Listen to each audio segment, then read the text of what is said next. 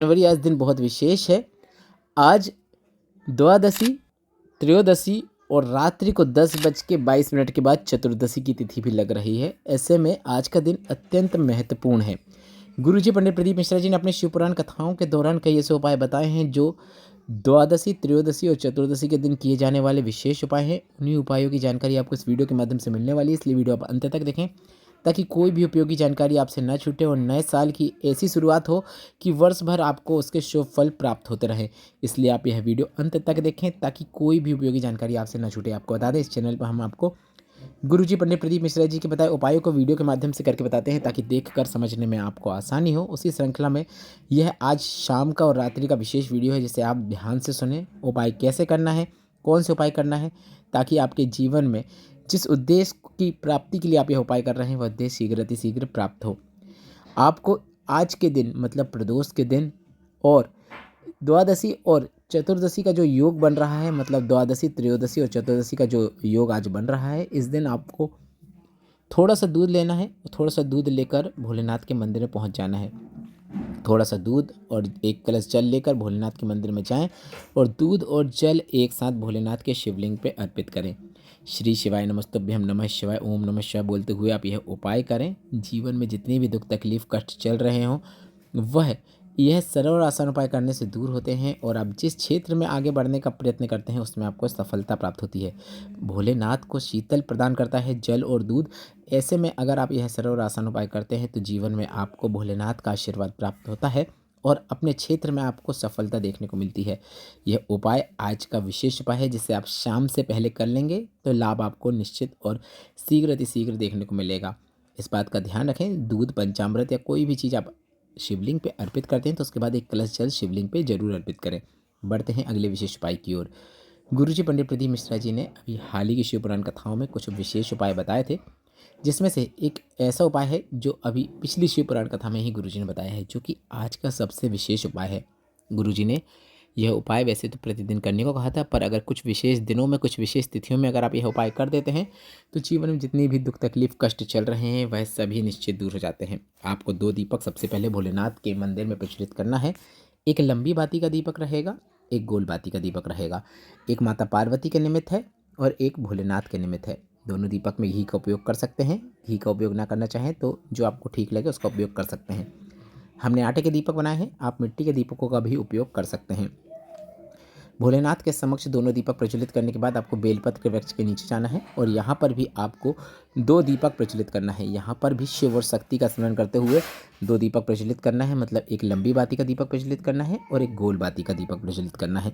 यह एक ऐसा उपाय है जिसे करने से भोलेनाथ आपका कभी साथ नहीं छोड़ते हैं। जीवन में जितने भी दुख तकलीफ कष्ट चल रहे हैं, परेशानियाँ चल रही हैं, वह सभी दूर हो जाती हैं और आपकी जो भी मनोकामना है वह शीघ्र अतिशीघ्र पूर्ण होती है। जिस क्षेत्र में आप आगे बढ़ने का प्रयास करेंगे, नौकरी हो, एग्ज़ाम हो, इंटरव्यू हो, उसमें आपको सफलता देखने को मिलती है। यह उपाय भोलेनाथ की विशेष कृपा प्राप्त करने के लिए गुरुजी ने प्रतिदिन करने को कहा है, पर कुछ विशेष दिन जैसे प्रदोष हो गई, सोमवार हो गया, इन दिनों में अगर आप यह उपाय करते हैं तो इसका भी शुभ फल आपको देखने को मिलेगा। आप वीडियो के माध्यम से देख सकते हैं। आपको कुल 4 दीपक लगाना है, 2 भोलेनाथ के मंदिर में और 2 बेलपत्र के वृक्ष के नीचे। और यह उपाय आज आपको शाम को ही करना है क्योंकि यह प्रदोष काल के समय किया जाने वाला उपाय है। आज रात्रि के 8 बजे के पहले पहले आप यह उपाय करके अधिक से अधिक लाभ जरूर प्राप्त करें।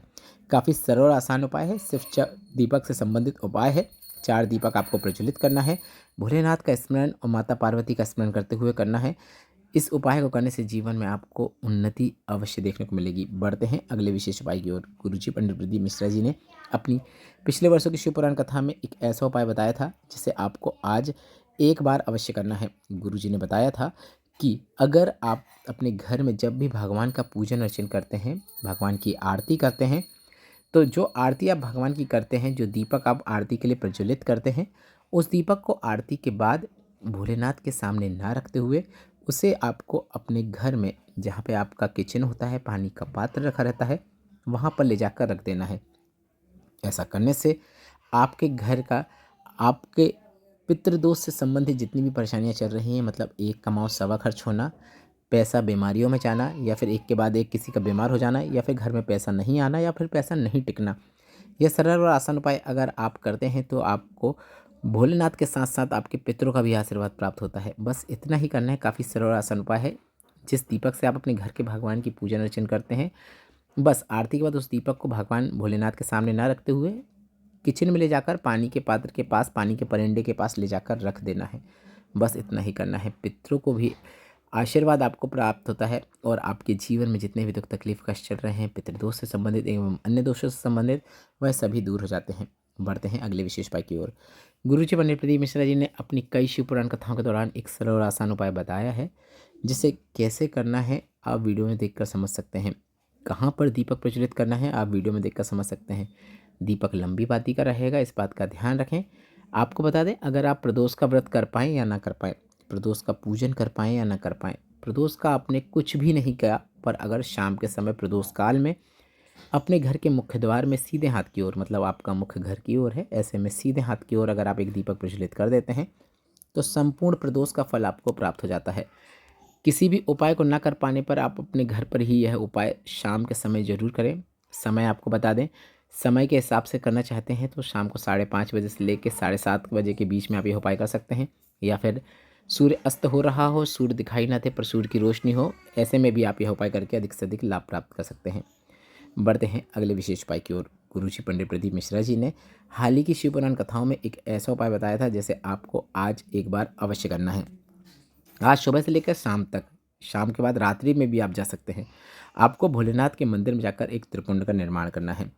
त्रिपुंड का निर्माण कैसे किया जाता है, पहले तो आपको बता दें, अपने हाथ की 3 रेखाओं का उपयोग करते हुए, मतलब अपने हाथ की 3 उंगलियों का उपयोग करते हुए 3 रेखा आप सीधे बना सकते हैं।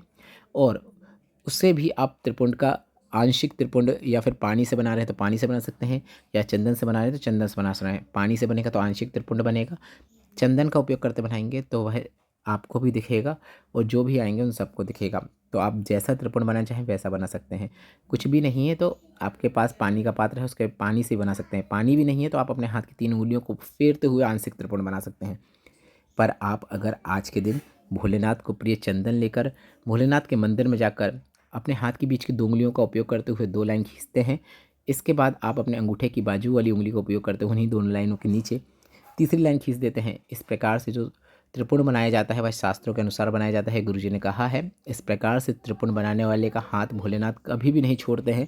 उसे जीवन में कभी भी मुड़ के देखना नहीं पड़ता है, वह आगे ही बढ़ता चला जाता है।